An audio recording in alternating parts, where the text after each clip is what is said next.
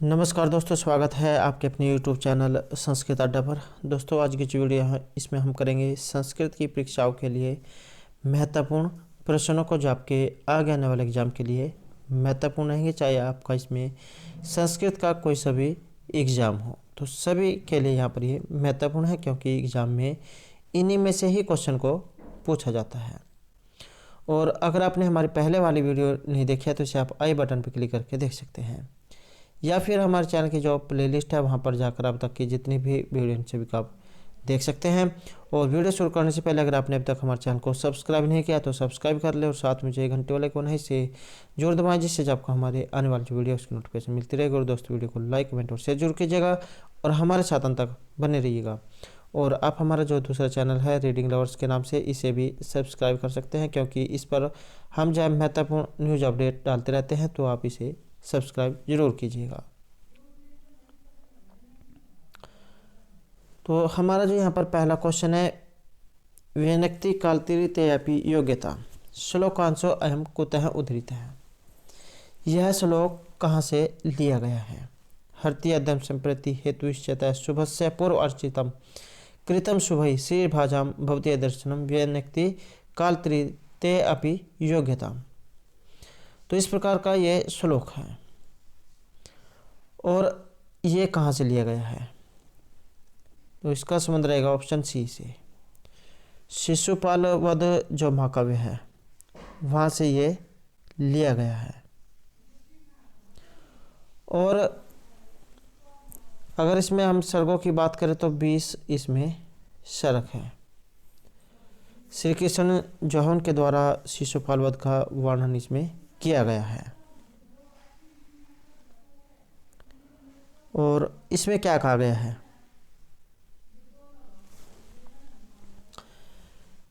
कि भगवान जो श्री कृष्ण जो है ये नारद के दर्शन का महत्व प्रतिपादित करते हुए इसमें कह रहे हैं कि आपके दर्शन तीनों काल में भी शरीरधारियों की पवित्रता को व्यक्त करते हैं।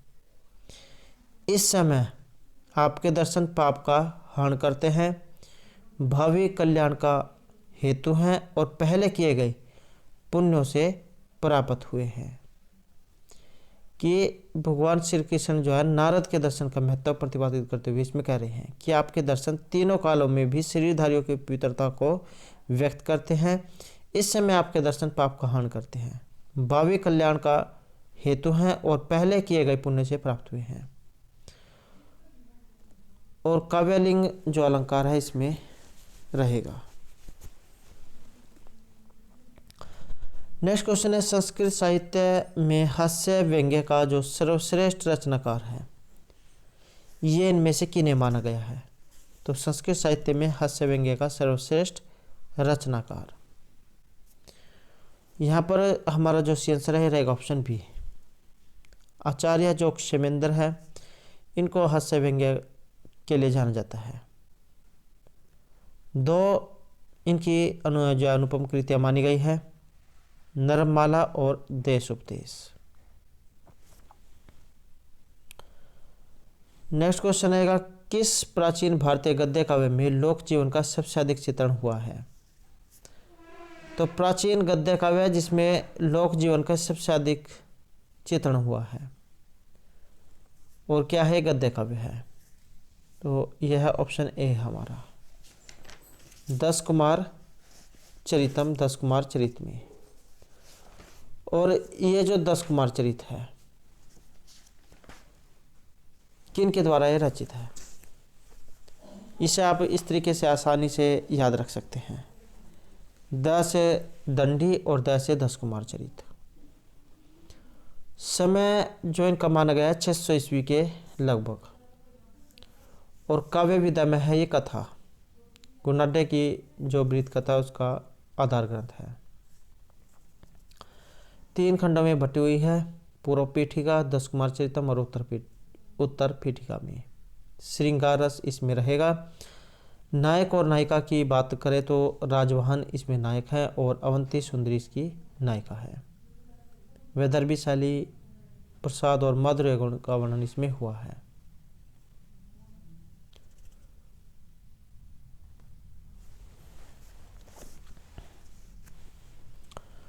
10 जो राजकुमार हैं उनका इसमें वर्णन है, जो अलग अलग दिशाओं में जाते हैं और अपने अपने ऊपर बीती हुई कथाओं का जब एक स्थान पर जब बाद में मिलते हैं तब वे वर्णन करते हैं। नेक्स्ट है भामिनी विलास काव्य के जो रचयिता इनमें से कौन है। तो भामिनी जो विलास है इसके रचयिता है पंडित जगन्नाथ, और इनके द्वारा और भी जो काव्य है ये लिखे गए हैं। तो इनके द्वारा और कौन कौन से लिखे गए हैं,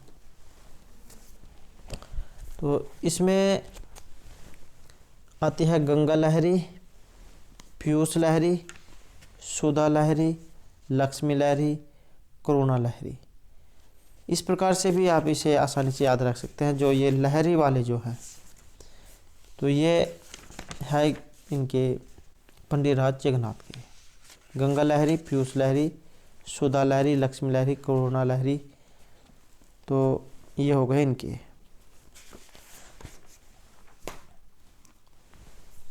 आचार्य जो विश्वनाथ हैं इनके द्वारा रचा है साहित्य दर्पण, और 10 इसमें परिच्छेद हैं। आचार्य जो क्षेमेंद्र हैं इनकी है औचित्य विचार चर्चा, और जो यहाँ पर अप्य दीक्षित हैं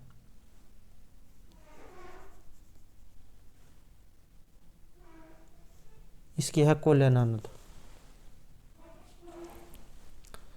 नेक्स्ट है मृच्छकटिकम। मृच्छकटिकम प्रकरण के प्रथम अंक का नाम, या जो मृच्छकटिक जो है ये किन के द्वारा रचित है। तो मृच्छकटिक के जो रचयिता है इनका नाम है शूद्रक, और रूपक का दूसरा भेद है ये प्रकरण, और श्रृंगारस है। अंकों की बात करें तो 10 इसमें अंक है, और कई बार एग्जाम में 72 इसके आ जाते हैं। चारुदत्त व संसेना, मैत्रेय इसमें विदूषक का नाम है, आर्यक, सर्विलक, रदनिका, मदनिका, दूता, सकार और पालक। अंक 6 में मिट्टी गाड़ी वाली जो घटना हुई है उसके आधार पर इसका नाम का जाप हुआ है मृच्छकटिकम, मिट्टी की गाड़ी। आधार ग्रंथ इसका भास के द्वारा रचित चारुदत्त नाटक,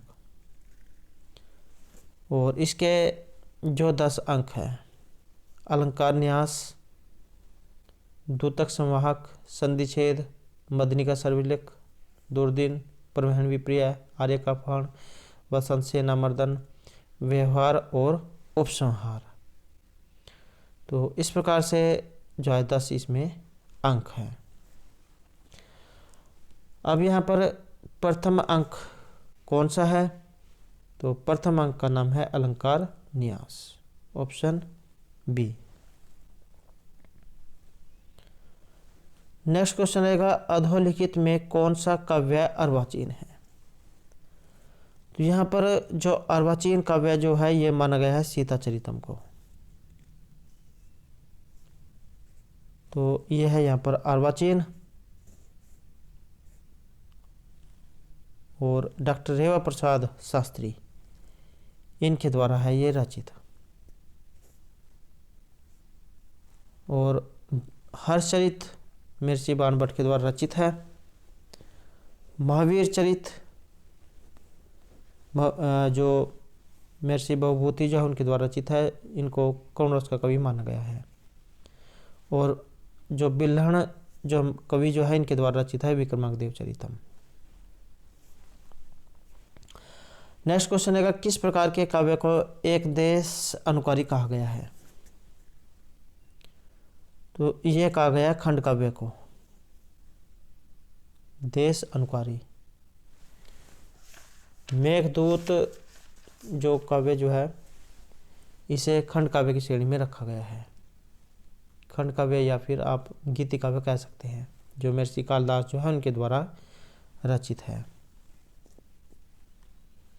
खंड काव्यम भवेत् काव्य से एक देश अनुचारी है। नेक्स्ट है यहाँ पर नायिका विहीनम नाटकम वर्तते। नायिका जो रहित नाटक ये कौन से हैं। जिसमें नायिका का अभाव है। तो यहाँ पर माना गया है ये मुद्रा राक्षस को, मुद्रा राक्षस। और बात करें इसके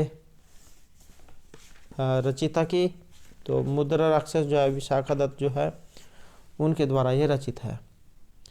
इनका समय है 300 से 400 ईस्वी के लगभग। काव्य विधा में नाटक है, 7 इसमें अंक है। नायक इसमें चाणक्य और प्रतिनायक है राक्षस। और जैसे इसमें यहाँ पर नायिका आया है तो विदूषक का भी इसमें अभाव है। यह भी इसके साथ एग्जाम में पूछ लिया जा सकता है।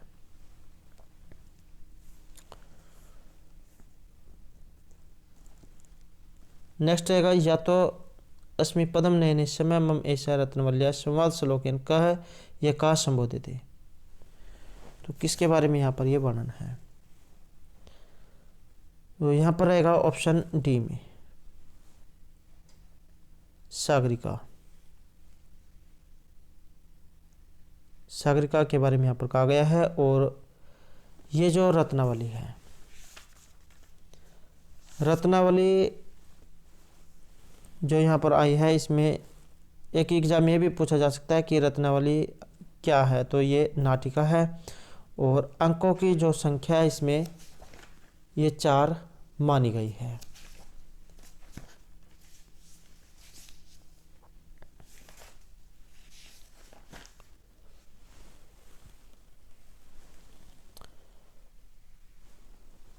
नेक्स्ट क्वेश्चन रहेगा रत्नावली नायिका अस्ति।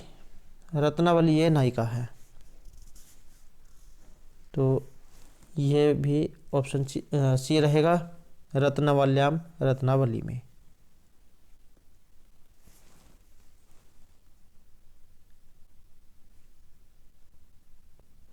इसमें राजा उदयन और सिंघल देश की राजकुमारी रत्नावली, या फिर आप सागरिका कह सकते हैं, कि इनके प्रेम विवाह के बारे में इसमें बताया गया है। और ये नाटिका है, श्रृंगार रस इसमें रहेगा। नेक्स्ट है पंचतंत्र से रचनाकार है। पंचतंत्र के रचनाकार, पंच 5 पदार्थ, इसमें क्या है 5 तंत्र हैं। और जो विष्णु शर्मा जो है इनके द्वारा ये है रचित। और 5 इसमें तंत्र हैं। 5 तंत्र ये कौन कौन से हैं? मित्र भेद, मित्र संप्राप्ति, काकुलकीय, लब्ध प्रणाश और अपरीक्षित कारकम। 70 कथाएं लगभग और 900 श्लोक इसमें माने गए हैं। नीति ग्रंथ आप इसे कह सकते हैं। और लगभग 50 जो भाषाएं इसमें अनुदित है।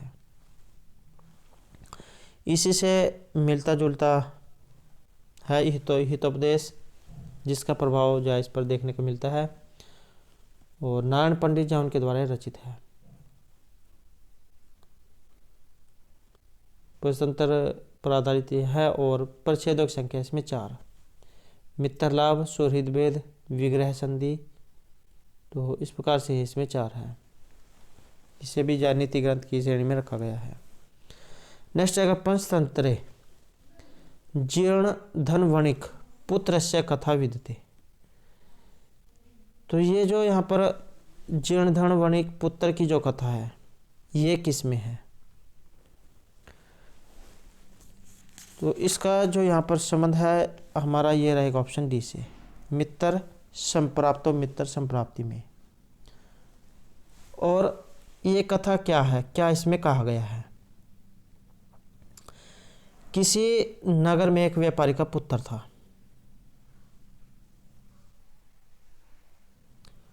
दुर्भाग्य से उसकी सारी संपत्ति समाप्त हो गई, इसलिए उसने सोचा कि किसी दूसरे देश में जाकर व्यापार किया जाए। उसके पास एक भारी और मूल्यवान तराजू था। उसका वजन था 20 किलो। उसने अपने तराजू को एक सेठ के पास धरोहर के रूप में रख दिया और व्यापार करने दूसरे देश में चला गया। कई देशों में घूमकर उसने व्यापार किया और खूब धन कमाकर वह घर वापस लौट आया। एक दिन उसने सेठ से अपने तराजू मांगा। सेठ बेईमानी पर उतर गया और बोला कि भाई तुम्हारा जो तराजू है उसे चूहे खा गए हैं।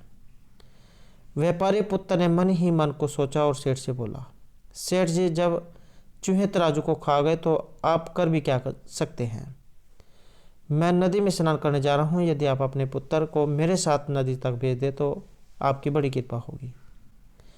सेठ ही सेठ मन भी जब भयभीत हो गया कि व्यापारी का पुत्र उस पर चोरी का आरोप न लगा दे। उसने आसानी से बात बनते न देखी तो अपने पुत्र को उसके साथ भेज दिया। स्नान करने के बाद व्यापारी के पुत्र ने लड़के को एक गुफा में छुपा दिया और उसने गुफा का द्वार चट्टान से बंद कर दिया और अकेला ही सेठ के पास लौट आया। सेठ ने पूछा, मेरा बेटा कहाँ है? तो इस पर व्यापारी के पुत्र ने उत्तर दिया, जब हम नदी के किनारे बैठे थे तो एक बाज आया और झपट्टा मारकर उसे उठाकर ले गया। सेठ क्रोध से भर गया। उसने शोर मचाते हुए कहा कि तुम झूठे और मक्कार हो। कोई बाज इतने बड़े लड़के को कैसे उठाकर ले जा सकता है? तुम मेरे पुत्र को वापस ले आओ, नहीं तो मैं राजा से तुम्हारी शिकायत करूंगा। व्यापारी पुत्र ने कहा कि आप ठीक कहते हैं। दोनों न्याय पाने के लिए राज दरबार में पहुंचे। सेठ ने व्यापारी के पुत्र पर अपने पुत्र के अपहरण का आरोप लगाया। न्यायाधीश ने कहा कि तुम सेठ के बेटे को वापस कर दो। इस पर व्यापारी के पुत्र ने कहा कि मैं नदी के तट पर बैठा हुआ था, एक बाज आया, झपट्टा मारा और सेठ के लड़के को उठाकर ले गया। मैं उसे कहाँ से वापस कर दूं? न्यायाधीश ने कहा कि तुम झूठ बोलते हो। एक बाज पक्षी इतने बड़े लड़के को कैसे उठाकर ले जा सकता है? इस पर व्यापारी के पुत्र ने कहा कि यदि 20 किलो भार की मेरी लोहे की तराजू को चूहे खाकर पचा सकते हैं तो बाज भी सेठ के लड़के को उठाकर ले जा सकता है। न्यायाधीश ने सेठ से पूछा कि यह सब क्या मामला है। बाद में सेठ ने सारी बात दरबार में बता दी और न्यायाधीश ने व्यापारी के पुत्र को उसका तराजू दिलवा दिया और सेठ का पुत्र उसे वापस मिल गया। तो इस प्रकार की जो यहाँ पर ये कथा थी। नेक्स्ट जो हमारा यहाँ पर क्वेश्चन रहेगा भभूति का। भभूति उत्तरामचरित किम नाम प्रथम अंक है। महर्षि जो भभूति है इनको कौन का कवि कहा गया है और यहाँ पर जो आई है उत्तरामचरित। उत्तरामचरित जो है इसमें अंकों की संख्या है 7। आधार ग्रंथ है इसका रामायण और जो 7 अंक हैं एग्जाम में इनमें से कई बार देखने को मिला है कि इनके नाम पूछे गए हैं कि पहला अंक का नाम क्या है या छठे का या 7वें का, किसी का भी एग्जाम में पूछा जा सकता है। तो पहला जो अंक है इसका नाम है चित्रदर्शन, दूसरे का नाम है पंचवटी प्रवेश, तीसरा छायांक, चौथे का नाम है कौशल्यजनक योग, 5वां कुमार विक्रम, छठा अंक का नाम है कुमार प्रत्यभिज्ञान और 7वां है गर्भांक। एग्जाम में ये 2-3 के बारे में जो देखने को मिला है, पहला चित्रदर्शन, तीसरा छायांक और जो 7वां है गर्भांक। लगभग जो इन्हीं 2-3 के बारे में एग्जाम में देखने को मिला है, लेकिन एग्जाम में किसी के बारे में भी पूछा जा सकता है, तो आपने 7 के 7 अंकों को याद रखना है। तो यहाँ पर जो पहला जो अंक है इसका नाम है चित्रदर्शन।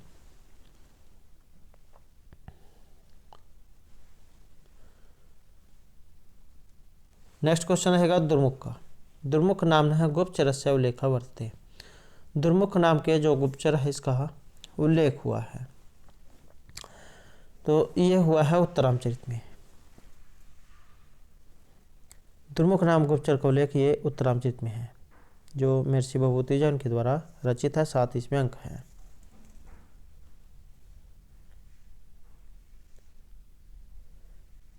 और महर्षि जो भभूति है ये भी एग्जाम में पूछा जाता है कि इसके ऐसे कितने नाटक हैं जिनमें विदूषक का भाव है। तो 3 नाटक है जिसमें विदूषक का अभाव बताया गया है। नेक्स्ट क्वेश्चन रहेगा कादम्बर्याम विंध्याटवी वर्णने अचेतन पदार्थानाम चेतन देवताभि उपमा कर्णस्य मूल्य चमत्कार अस्ति। तो यहाँ पर जो है इसमें ये अलंकार जो है ये पूछा गया है।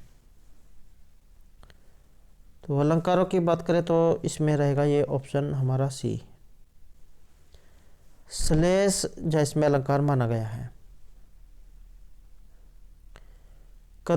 जो कादम्बरी जो है इसके विंध्याटवी वर्णन में अचेतन पदार्थों के साथ चेतन देवताओं के उपमा कर्णमूल में श्लेष का चमत्कार है। और कादम्बरी के विंध्याटवी वर्णन में कवि ने श्लेष अलंकार का जो वर्णन जो है इसमें दिखाया है।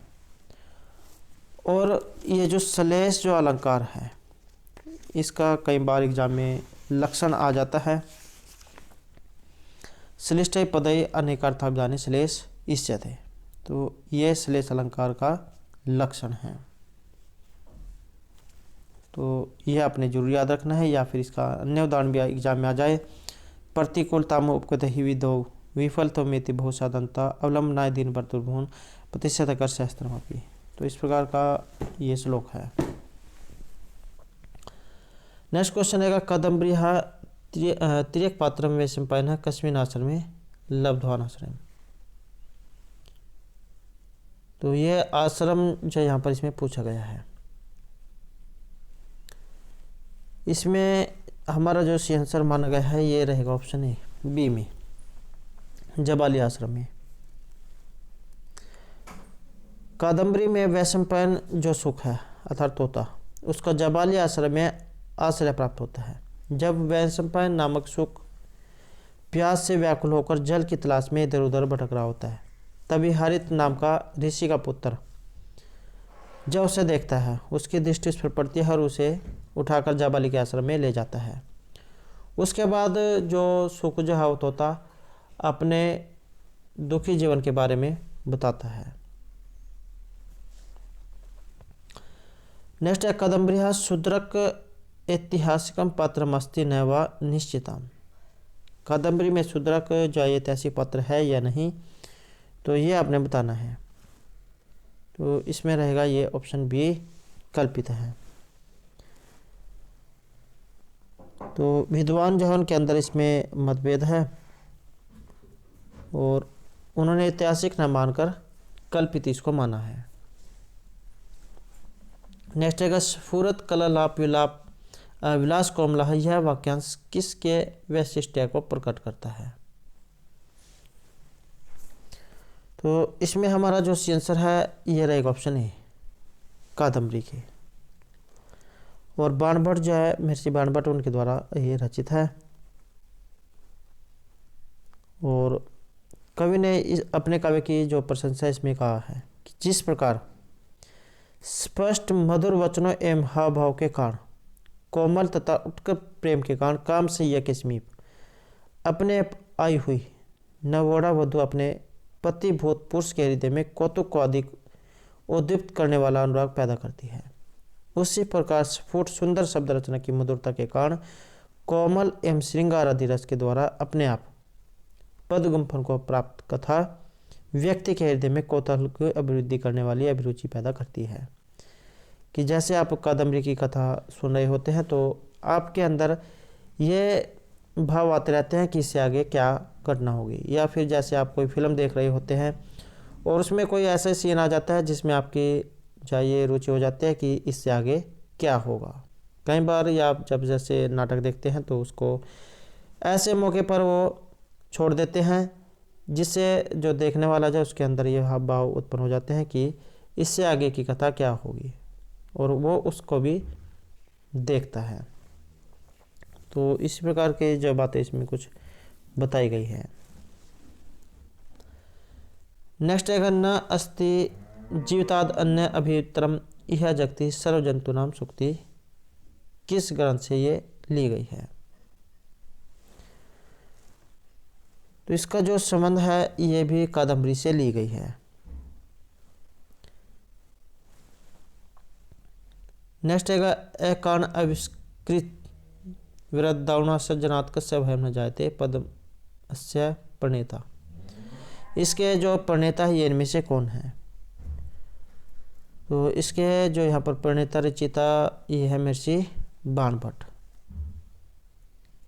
कि बिना कारण वैर करने वाले दुष्ट व्यक्ति से किसी भय नहीं लगता है।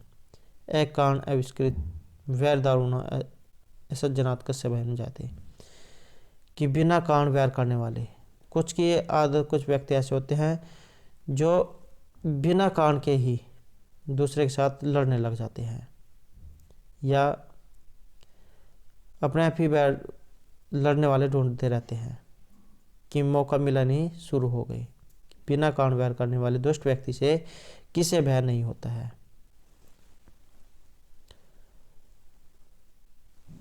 नेक्स्ट है अध विद्यमान नाम प्रश्न नाम उत्तरम प्रदेयम किरातर्जुन महाकाव्य उत्साह महाभारत से का पर्व है। तो महाभारत के कौन सा पर्व से इसका संबंधित है? यह लिया गया है ऑप्शन ए में, वन पर्व है, वन पर्व से। तो महाभारत का जो वन पर्व है वहां से लिया गया है। और बृहत्तरेजा उसके अंतर्गत यह गिना जाता है। बृहत्तरे में किरातर्जुनीयम आता है, शिशुपाल वधम और नैषधीयचरितम ये आते हैं बृहत्तरे में। और बात करें लघुत्रय की, रघुवंशम, कुमार संभवम और मेघदूतम ये आते हैं लघुत्रय में। और ये जो किरातर्जुनीयम जो है इसमें सर्गों की संख्या है 18 और 1030 इसमें श्लोक है। किरात शब्द यहाँ पर भगवान शिव के लिए है। अर्जुन इसमें नायक और द्रौपदी नायिका है। नेक्स्ट है मेघदूते वक्र पंथा यद्यपि भवतः हैं इत्यादि भी वचो भी मेघम पार्थिथि यक्षा गंतुम। तो मेघदूत जो है वहाँ से लिया गया है जो महर्षि कालिदास के द्वारा रचित है और खंडों में ये बटा हुआ है। और इसमें किसके बारे में कहा गया है? वक्र पंथा यद्यपि भवतः है। तो इसमें जो कहा गया है ये उज्जैन के बारे में कहा गया है।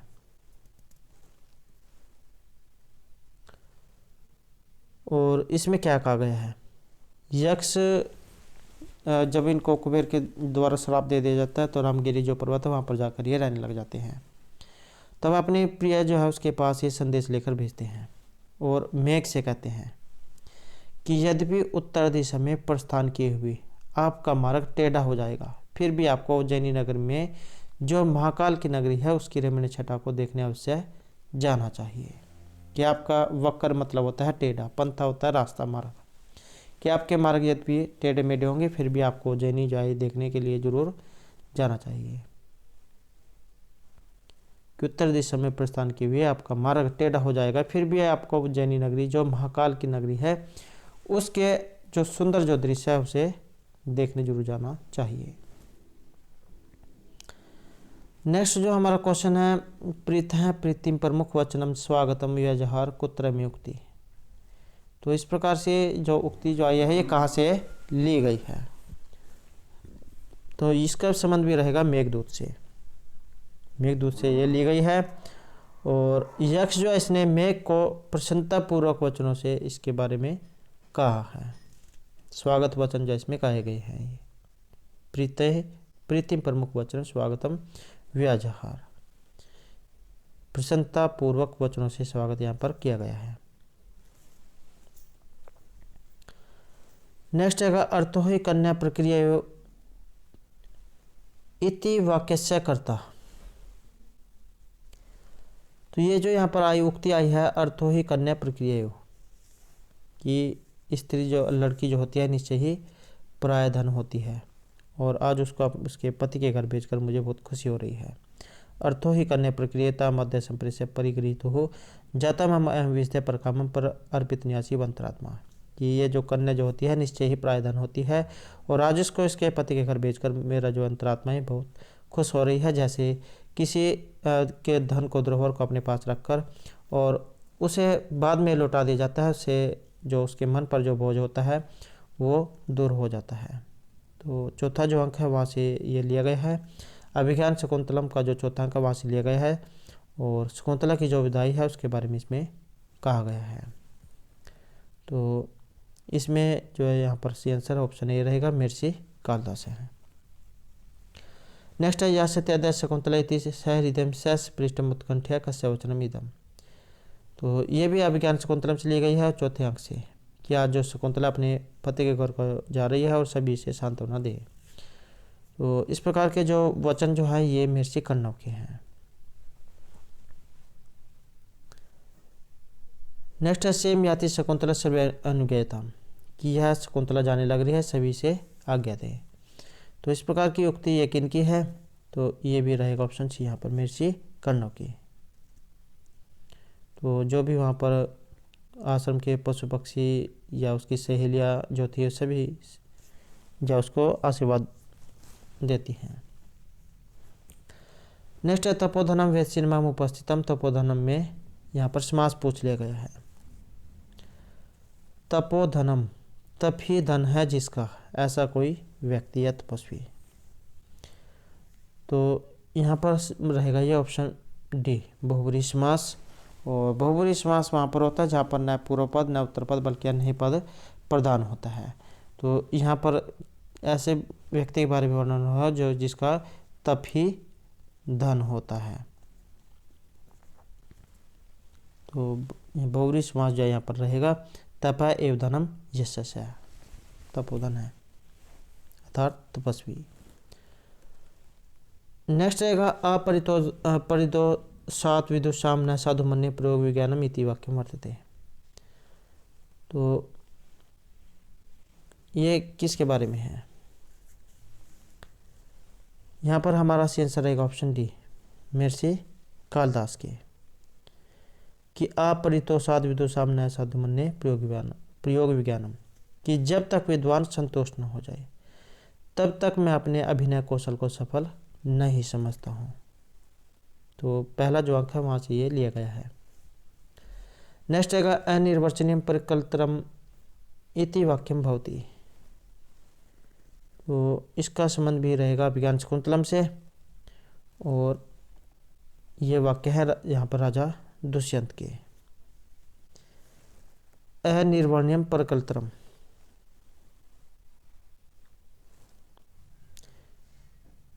कि पर स्त्री की ओर ध्यान से देखना ये उचित नहीं है, दूसरे की जो स्त्री है। नेक्स्ट है अज्ञात हृदयस्यो वैरिभवति सौहार्दरम इति वाक्यस्य कर्ता। वो इसका संबंध रहेगा महर्षि कालिदास है, कालिदास से। तो दोस्तों थे हमारे आज के यहाँ पर संस्कृत की परीक्षाओं के लिए कुछ महत्वपूर्ण प्रश्न जो आपके आगे आने वाले एग्जाम के लिए महत्वपूर्ण रहेंगे। और दोस्तों अगर आपने अब तक हमारे चैनल को सब्सक्राइब नहीं किया तो सब्सक्राइब कर ले, और हमारे साथ अंत बनाने के लिए धन्यवाद।